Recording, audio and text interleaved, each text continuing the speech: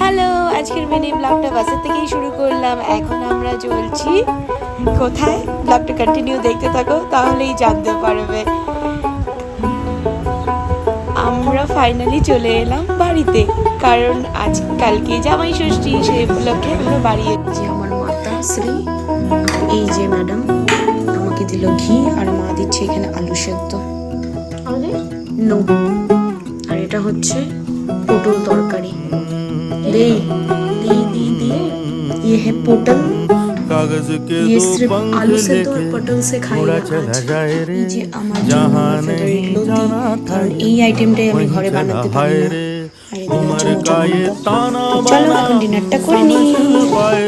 আর এই মশাই হচ্ছে আমাদের বাড়ির আরেক সদস্য, নাম হচ্ছে কি অবস্থা আমার পান্নার ভাই এনেছে, যে ভাই এখন অগ্নিবীরের ট্রেনিং এ আছে।